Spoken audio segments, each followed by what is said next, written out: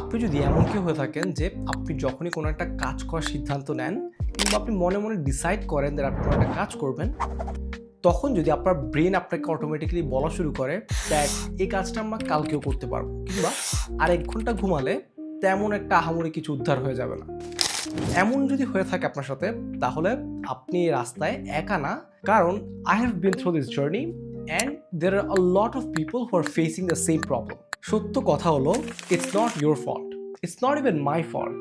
আমাদের সবার ব্রেনটা আসলে এমনভাবে ডিজাইন করা যেটা চায় সবসময় ডিসকমফোর্ট অ্যাভয়েড করতে এবং সবসময় একটা কমফোর্ট জোনে থাকার জন্য। তার পাশাপাশি আমাদের ব্রেন সবসময় দেখবেন চেষ্টা করবে যতটুকু এনার্জি কনজার্ভ করা যায় ততটুকু এনার্জি সে কনজার্ভ করতে চেষ্টা করবে। এটা সাধারণত 2টা কারণে হয়। প্রথম কারণটা হলো ইমোশনাল রেজিস্ট্যান্স। আমাদের ব্রেন সাধারণত কোনো একটা কাজ যখন আমরা করা বা কোনো একটা ডিসিশন যখন আমরা নিতে যাই, তখন সেই জিনিসগুলোকে লজিক্যালি না দেখে সে ইমোশনালি দেখার ট্রাই করে। এবং সাধারণত হয় কি, যত বড় আমাদের সেই কাজটা কিংবা যত বড় সেই ডিসিশনটা, তত বড় একটা ইমোশনাল রেজিস্ট্যান্স সেটার সাথে জড়িত থাকে। ফর এক্সাম্পল, আপনি যখনই ডিসাইড করেন দ্যাট আমি এই সপ্তাহে একটা বই পড়ে শেষ করব, তখন সাথে সাথে একটা বড় ইমোশনাল রেজিস্ট্যান্স সেটার পিছু থেকে আসে এবং আমাদেরকে বোঝানোর ট্রাই করে দ্যাট একটা বই কোনোভাবে পড়া সম্ভব না, কিংবা এই কাজটা আসলে তেমন একটা মজার কাজ হবে না কিংবা একটা ইন্টারেস্টিং কাজ হবে না, rather we should do something interesting. But আপনি যখনই বলেন দ্যাট আজকে আমরা একটা বই থেকে 5টা পৃষ্ঠা পড়ব, that's easy and we can do ইট, এটা সাধারণত আগের অপশনটা থেকে সহজ এবং এটা করা ম্যানেজেবল। সো আমাদের ব্রেন আমাদেরকে এটা করতে অ্যালাউ করে। অর মেবি আপনি চিন্তা করছেন দ্যাট আপনি এই মাসে 10 কেজি ওয়েট কমাবেন, এবং সঙ্গে সঙ্গে দেখা যায় কি একটা বড় ইমোশনাল রেজিস্ট্যান্স এটার মধ্যে কাজ করে এবং আমাদেরকে যত করে বোঝানো সম্ভব বোঝানোর চেষ্টা করে দ্যাট এটা করা ইম্পসিবল, এবং এটা করতে আমাদের অনেক কষ্ট হবে, এটা করতে আমাদের জিমে যেতে হবে এবং অনেক কিছু। কিন্তু খেলা ঘুরে যায় তখনই যখনই আপনি ডিসাইড করেন দ্যাট আজকে আমরা 5টা পুশ আপ দিব। সো এটা যখনই আপনি বলেন এবং এটা যখন আপনি করে ফেলেন, তখন আসলে আমাদের ব্রেন আমাদেরকে বোঝানোর ট্রাই করে কিংবা বলে that okay it's manageable and we can do it, and at the end of the day the brain actually allows you to do so. Second কারণটা হলো মূলত সেলফ ইমেজ কিংবা ইগো বলতে পারেন। দেখেন, যখনই আমরা একটা সেলফ ইমেজ আমরা ক্রিয়েট করে রাখি দ্যাট আমরা তো হচ্ছি পারফেকশনিস্ট, আমাদেরকে যে কোনো একটা কাজ করতে হলে একদম পারফেক্টলি করতে হবে, কোনো একটা কাজ আজকে শুরু করলে সেটা আজকে আমাদেরকে একদম পারফেক্টলি শেষ করতে হবে।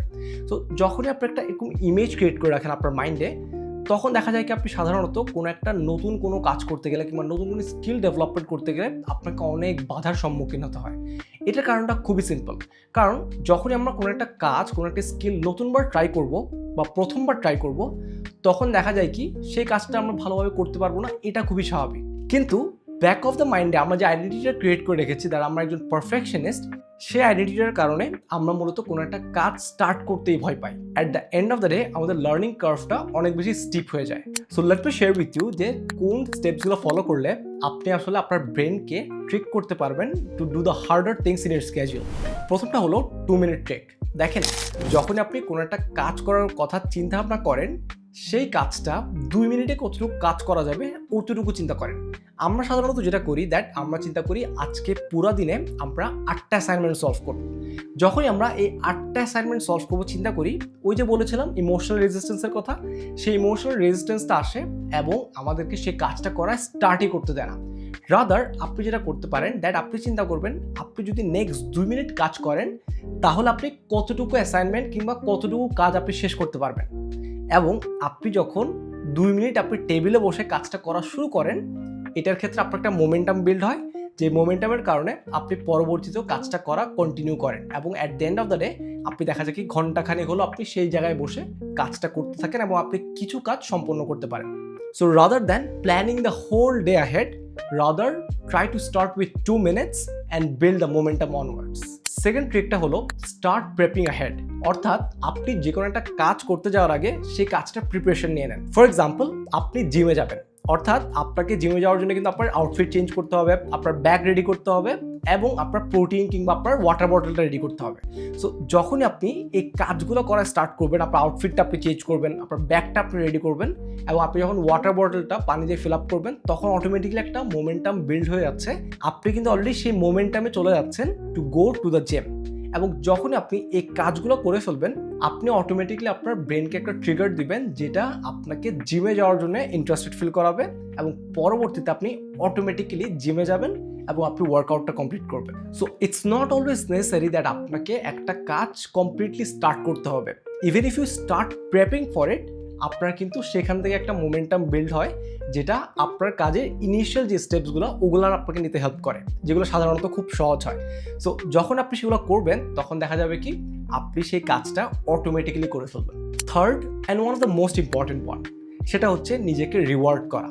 দেখেন, আপনি কোনো একটা কাজ শেষ করার পর নিজেকে যদি একটু রিওয়ার্ড না করেন তখন কিন্তু আপনি নিজেও বোর্ড ফিল করেন এবং at the end of the day কাজ করতে করতে আপনি বার্ন আউট হয়ে যান। তার চেয়ে বেটার ওয়ে হচ্ছে যখনই আপনি 2 ঘন্টা পড়াশোনা করবেন, চেষ্টা করেন 30 মিনিটের একটা ব্রেক নিয়ে সেই ব্রেকে আপনি একটু কিছু ভালো কিছু খেয়ে আসেন যেটা আপনার খেতে পছন্দ, কিংবা আপনি কোনো একটা মুভির একটা সিরিজ দেখে আসেন, 30 মিনিট আপনি সিরিজ দেখে আসেন, যাতে আপনি একটা ছোট ব্রেক নিতে পারেন কাজ থেকে। এবং যখনই আপনি এটা স্যান্ডউইচ মেথডে, ফর এক্সাম্পল একটা রিওয়ার্ড, তারপর আপনার কাজ, এবং তারপরে আপনি একটা কন্ডিশনাল রিওয়ার্ড সেট করবেন, যেটা হচ্ছে আপনি যদি কাজটা কমপ্লিট করেন তাহলে আপনি একটা আপনার পছন্দের সিরিজের পুরো একটা এপিসোড কমপ্লিট করবেন।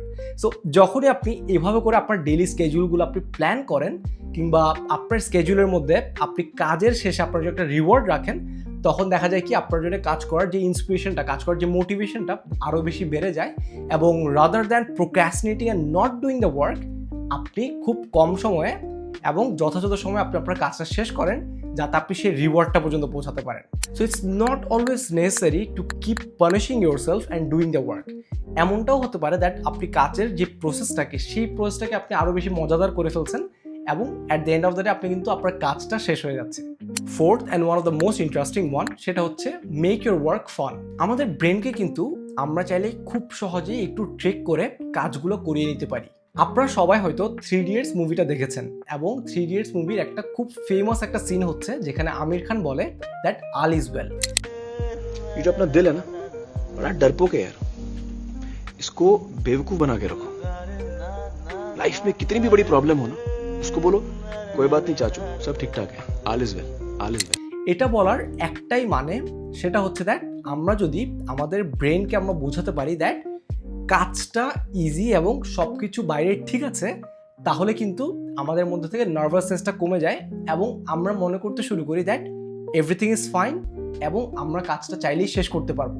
দেখেন, আপনি যদি আপনার কাজের মধ্যে কিছু ফান জিনিসপত্র রাখেন, ফর এক্সাম্পল আপনি যখন জিম করতে যাচ্ছেন, জিম করার পাশাপাশি আপনি যদি মনে করেন দ্যাট জিম করার টাইমে আমি আমার পছন্দের পডকাস্টটা আমি শুনবো, সো সেটা করার ক্ষেত্রে এটা যখন আপনি আপনার পছন্দের কাজের সাথে আপনি অ্যাসোসিয়েট করে ফেলছেন, তখন দেখা যাবে কি আপনার জন্য জিম করাটা একটা ওয়ে হয়ে যাবে আপনার পছন্দের পডকাস্টটা শোনা। যখনই আপনি দেখবেন আপনার কাজের প্রসিজিয়ারটাকে আপনি অনেক বেশি ফান এবং ইন্টারেস্টিং করে তুলছেন বিভিন্ন অ্যাক্টিভিটিস এবং রিওয়ার্ডসের মাধ্যমে, তখন দেখা যাবে কি আপনি ম্যাক্সিমাম পোটেনশিয়ালে কাজ করতে পারবেন এবং আপনার প্রোডাক্টিভিটি অনেক বেশি বেড়ে যাবে। Last and the most important one, সেটা হচ্ছে pretending someone that you are not. দেখেন, আমরা সবসময় করার ট্রাই করি কি, আমরা বলি দ্যাট আমাকে অনেক বেশি ফিট হতে হবে, কিংবা আমাকে এই ফিজিকটা গেইন করতে হবে।